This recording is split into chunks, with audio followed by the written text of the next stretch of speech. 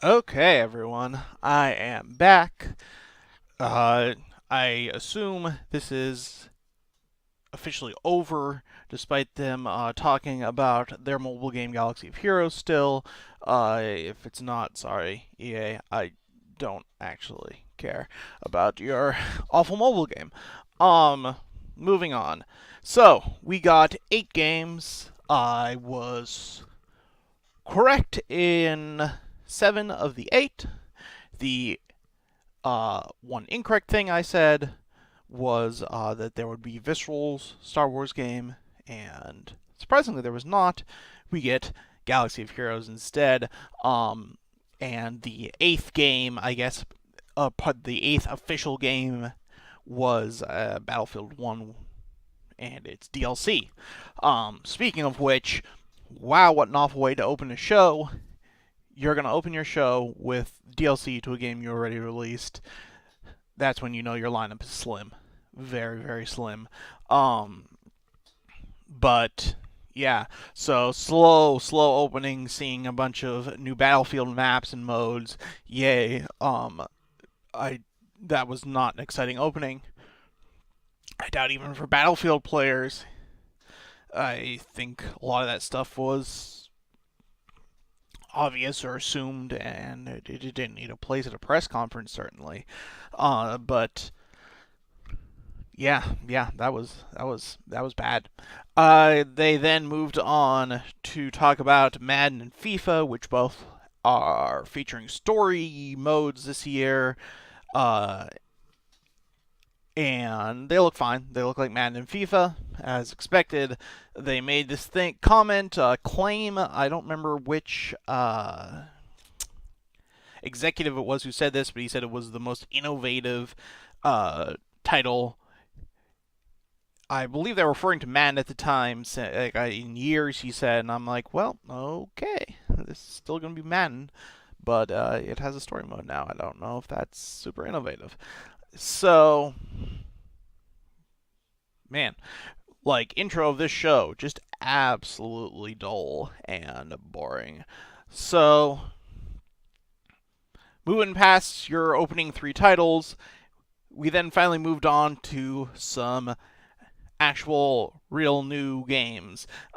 Starting with what is being shown on your screen now, Need for Speed Payback, which looks to be trying to emulate the Fast and Furious franchise with some heisting and crazy acrobatics and such, which it's an okay direction for this. It's maybe the obvious direction to go, considering how much the original Fast and the Furious films cribbed from Need for Speed, and so having this try to emulate the newer Fast and Furious, I think it makes sense. I think there's definitely some decent logic at play there. Obviously, this is a team great at making cars blow up, so I'm all for that. And there isn't honestly too much else to talk about. I thought it looked really nice. I liked the setting. The previous game was great looking, but it was all a urban environment at night. And so having some bigger variety will be nice now that they have their engine tech down. So yeah, I enjoyed that. Again, story mode and everything.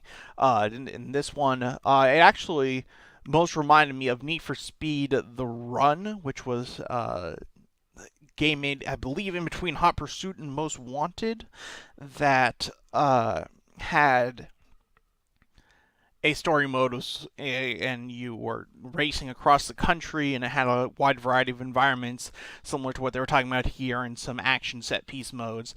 This looks like it will maybe be a bit more cohesive than that, and offer a bit more replayability. That one, I really enjoyed doing that story mode, but it was very slight for a Need for Speed game. You played every race and then you were done. It was a linear story. There was not much in the way of leaderboard chasing and customization and such that you expect from Need for Speed titles. So hopefully this will manage to combine some of the interesting story components from that with the more open-ended customization-focused elements from the PS2 era Need for Speed games and the most recent title. So, yeah, overall, this looks nice. I'm interested in playing this eventually. I probably won't get it at launch, but something I'll definitely be trying down the road. And I think it looks really nice. I thought last year's Need for Speed looked really beautiful too, and like I said, it just felt very one note in its visuals, and so hopefully, they specifically mention the variety of settings in this one, so hopefully we get a lot of that because. That's something I enjoy in a racing game, and I think the sort of the road trip, crossing the Americana type thing is an essential part of the car experience, especially for Americans. And so, getting to drive across a large area in a variety of settings, I think is a really good concept, really enjoyable. So, yeah, hopefully this will combine the best of what the run allowed with, with your more traditional Need for Speed stuff. And so they're still playing this video of Need for Speed. I'm going to move on to the next game they showed, which I believe was the first of my correct predictions, that being a new game in the EA Originals line. That was the name I could not remember earlier, the successor to EA Partners. EA Originals, the game was actually very interesting looking. It's from the makers of Brothers. It is another fascinating take on cooperative gameplay. The Brothers, if you either don't remember it or never played it, it was a game where you played two characters simultaneously, controlled each one with one of the analog sticks. So it was not actually co-op at all. Each of your hands were co-op with each other. So this is a couch co-op experience. It's always split screen. They mentioned that you can play online, but this screen will remain split because both characters get a very different experience, and I think that's a really interesting mechanic. And honestly, probably the most innovative thing I've seen at E3 in quite a while. You very often get co-op games where either player is interchangeable, and so getting the chance to play two very different experiences simultaneously, but in a manner that is still very scripted and very story driven, I think is has the potential to be really great and really unique. In most cases, you get something like, for example, the previous Need for Speed games, where you are doing completely different things as both players in the same environment, but you're not really cooperating or even competing most of the time. You're just habitating the same location, and that's not really a multiplayer experience in the way that I think they necessarily intend. Or yeah, and when you do it in something like, say, Grand Theft Auto, you're all pretty much interchangeable. Maybe you have different classes or different weapons, but you're basically, any player can perform any of the actions. There's no set roles for each character, as there is, say, in the Grand Theft Auto story mode. And so I think it's really fascinating to try to bring a more story-driven experience to co-op where each character is not interchangeable, is doing unique and special things individually, and that gives you some of the more freeform, simulation based and systems based gameplay you get in something like a Hitman or a Dishonored or one of Arcane's titles, but with a cooperative partner. I think that could be really cool. So I'm definitely looking forward to that. I definitely thought that was the most interesting thing they showed off today, and it's gonna be hopefully a fun game to play, especially for people who enjoy cooperative experiences, which is generally my preferred way to play multiplayer. So yeah, no, I'm really looking forward to that one. That one looks really cool. Then I'll side note that guy was either actually an asshole or an amazing actor there who presented that. That was crazy. Um, Let me just go back to the vision you're seeing on your screen right now. I really hope that there is some variety in how this mission plays out. I know we're seeing the same basic footage over and over, but they are claiming they're playing this live, I'm pretty sure, and all I'm seeing is the exact same mission played over and over and over again. Um, Now, maybe I have the audio turned off, so maybe they're just saying that this is the pre-recorded thing from the press conference. But I think one of the potential problems with this style of gameplay in a racing game is that it only plays out in one way, and because of that, it lacks the replayability of a standard race. And so, yeah, I do hope that that can play out in more ways. That, for example, early on you see them nearly get to the truck and get onto it, but it deploys some smoke or some flares or something, and they get pushed back. I hope there's the potential possibility that someone could manage to complete the mission at that point if they were good enough, if they had equipped the right upgrades to their car. Um, and that you would be rewarded for doing better and getting to the truck earlier, instead of this being incredibly scripted in that there is only one location where you can actually get on the truck and the thing just fails if you don't. I think there's a really big risk there of making something that is just far too linear, far too controlled. And I think they want to show their big bombastic set piece, and I get that. But remember, this is a player-controlled experience, and I hope they understand that it is more important that the player feels that they are in control than,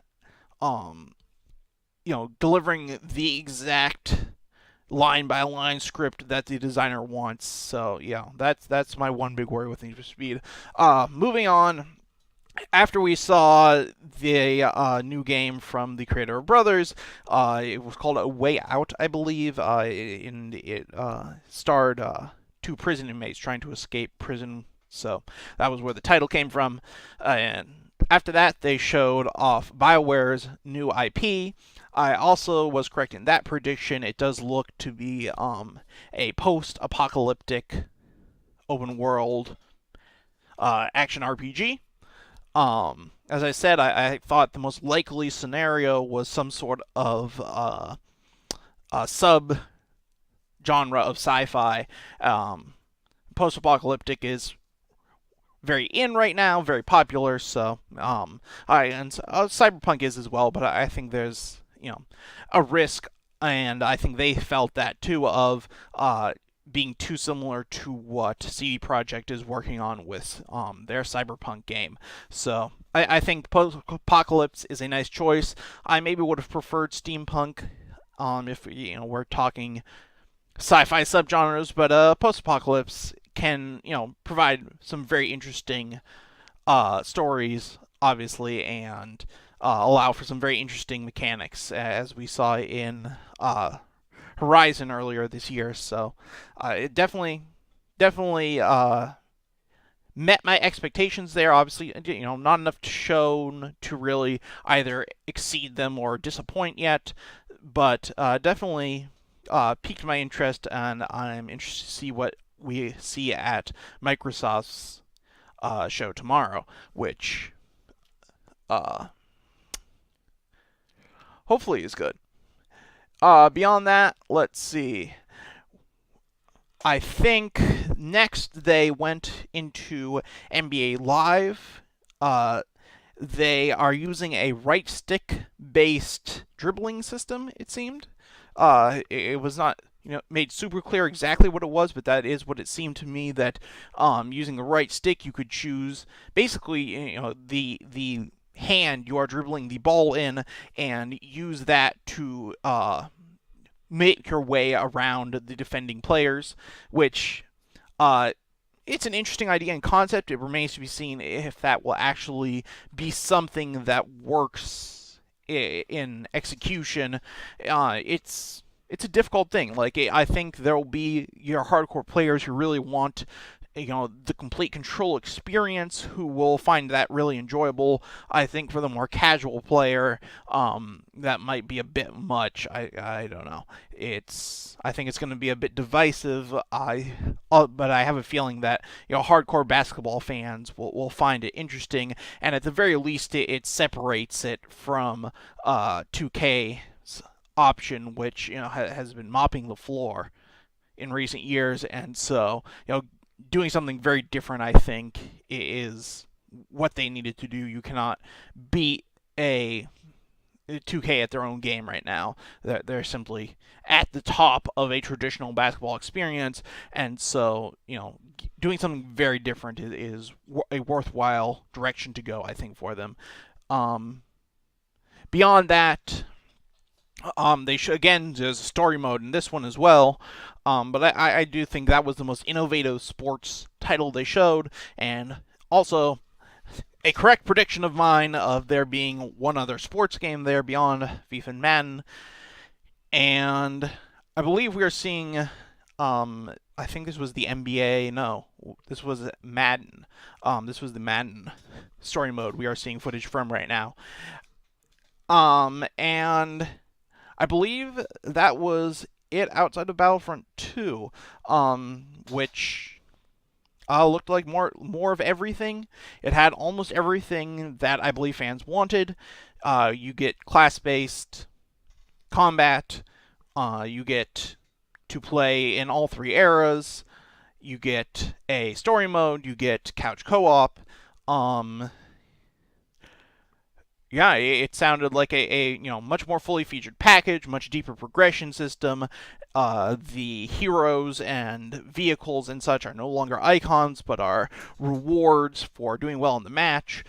And basically that it had almost everything that fans asked for. The only thing that I didn't see, but that I thought was a long shot, was that it does not look like the space battles and ground battles can occur in the same map at the same time.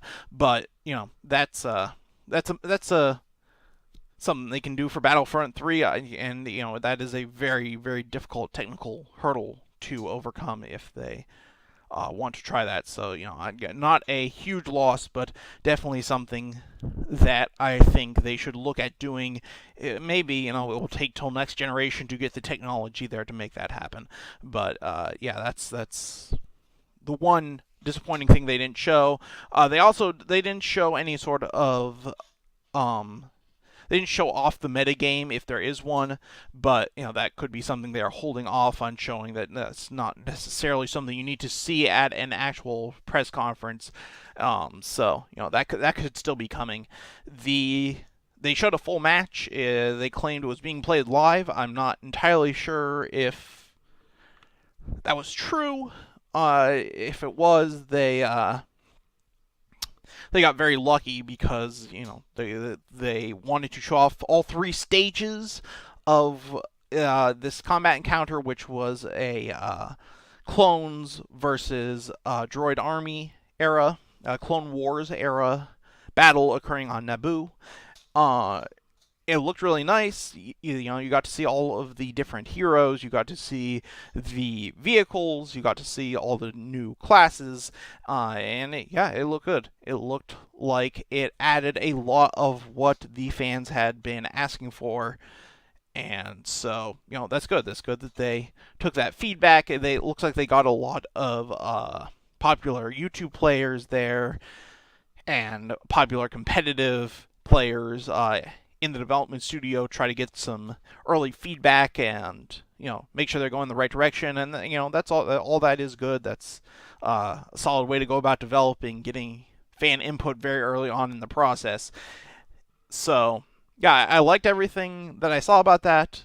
There's still some questions remaining, especially about what occurs outside of a match, the progression and the metagame, if there is one. But what we saw seemed to address a lot of the complaints with the original. They made a point to say that the multiplayer mode has 3 times as much content as the first game, and of course there's the story mode as well.